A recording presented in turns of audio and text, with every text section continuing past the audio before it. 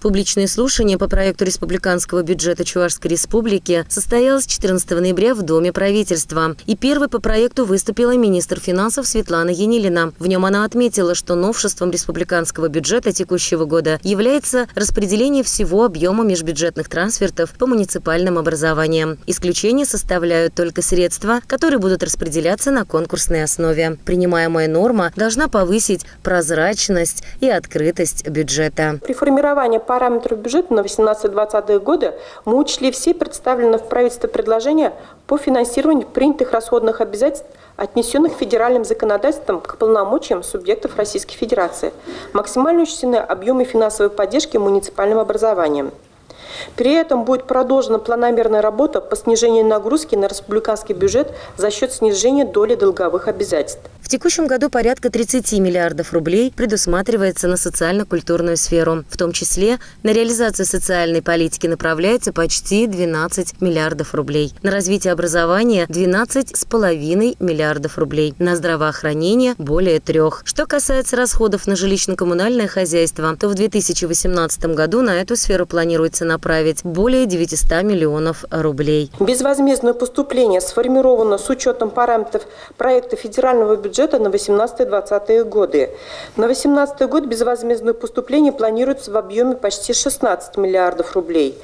Это 91% к 2017 году. Учитывая особенности распределения межбюджетных трансфертов из федерального бюджета, объем безвозмездных поступлений будет уточнен в ходе исполнения в 2018 году.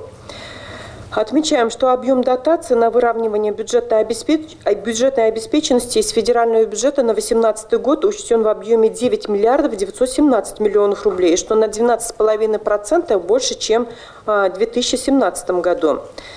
Таким образом, с учетом доведенных до нас сегодня межбюджетных трансфертов из федерального бюджета, доходы республиканского бюджета на 2018 год предлагается утвердить в общем объеме 43 миллиарда рублей. С учетом этого расходы на 2018 год запланированы в объеме 42 миллиарда 957 миллионов рублей, что в целом на уровне 2017 года. В 2018 году будет продолжена реализация приоритетного проекта формирования комфортной городской среды, на что будет направлено 278,6 миллионов рублей, в том числе за счет субсидий из федерального бюджета 262 миллиона рублей. Хочу отметить, что в текущем году на реализацию данного проекта уже направлено 280 миллионов рублей. Будет продолжена реализация проекта по развитию инженерной инфраструктуры в городе Канаш, в том числе индустриального парка, на что предусмотрено в 2018 году 395,6 миллионов.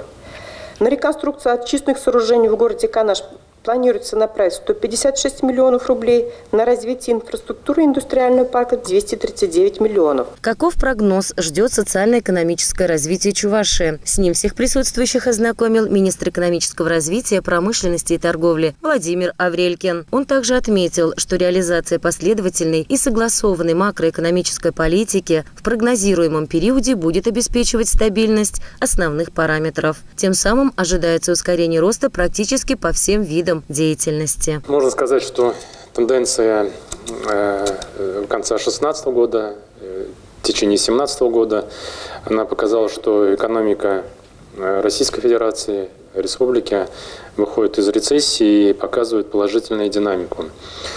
Итоги 9 месяцев 2017 года показали, что практически по всем базовым отраслям у нас положительные тренды, в том числе и по валовому региональному продукту, и мы прогнозируем, что по итогам текущего года он будет положительный, больше 100%. В соответствии с прогнозом 2018-2020 года также мы закладываем, и имеются предпосылки для этого, соответственно, со структурой экономики и предприятий, осуществляющих большую добавленную стоимость, увеличение темпов 2018 года на 1,4%, в 2019 на 1,6% и такой же показатель, 1,8% показатель по 2020 году. Безусловно, на рост экономики здесь будет оказывать влияние, это, как я сказал, основные отрасли, это промышленность, строительство, сельское хозяйство, также субъекты малого и среднего предпринимательства, которые оказывают Сегодня у нас валовый региональный продукт составляет порядка 30%. Заслушав и обсудив доклады представителей Кабинета министров о прогнозе социально-экономического развития и по проекту республиканского бюджета, участники слушаний дали ряд рекомендаций. Безусловным приоритетом в 2017 году оставалось исполнение социально ориентированных расходов муниципальных образований за счет средств республиканского бюджета. Выполнение обязательств по выплате заработной платы работникам бюджетной сферы за счет средств республиканского бюджета обеспечено софинансирование расходов бюджетов районов и городов по строительству дошкольных образовательных учреждений, капитальному ремонту объектов социальной и культурной сферы, осуществлению дорожной деятельности, предоставлению субсидий для обеспечения жильем граждан в рамках федеральных и республиканских целевых программ. Ни для кого не секрет, что подходы при формировании местных бюджетов напрямую зависят от той налоговой бюджетной политики, которую разрабатывает и затем воплощает в жизнь правительство Чувашской Республики. А правительство Чувашской Республики, соответственно, придерживается той бюджетной политики, которая претворяется в жизнь на уровне федерации. Обсуждая сегодня проект республиканского бюджета на 2018 год, можно с уверенностью сказать, что для здравоохранения нашей республики принимаемый документ является действительно социально ориентированным. Впервые в бюджете республики предусмотрено увеличение расходов на отрасль здравоохранения более чем на 900 миллионов рублей. Конечно, это, безусловно, не может нас радовать. В первую очередь, это должно обеспечить рост заработной платы не только для всех категорий медицинских работников в рамках майских указов, но и увеличение с 1 января 2018 года заработной платы для остальных работников бюджетной сферы на 4%. Также значительные средства будут направлены на укрепление материально-технической базы лечебных учреждений. А это, в свою очередь, должно обеспечить комфортные и безопасные условия как для медицинских работников, так и для пациентов. Мое предложение конкретное. Конечно, надо поддерживать местного чувашского товаропроизводителя. Это очень огромные и большие резервы для пополнения бюджета всех уровней. Ну и, конечно, хотелось бы расширить основные направления расходной части нашего бюджета. Есть, наверное, проблема в каждом избирательном округе. В городе Ядрине школу надо строить. Валиково бассейн единственный из сельских районов остался непостроенным. В Красночитайском районе внутрипоселенческие дороги, без слез невозможно смотреть и так далее. Много вопросов, много проблем в каждом избирательном округе, в каждой деревне, наверное, в каждом населенном пункте.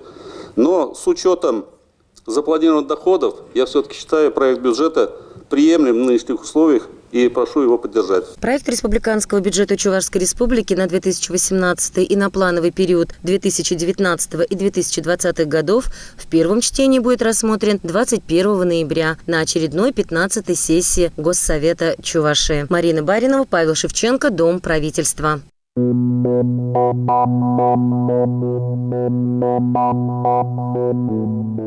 Thank you.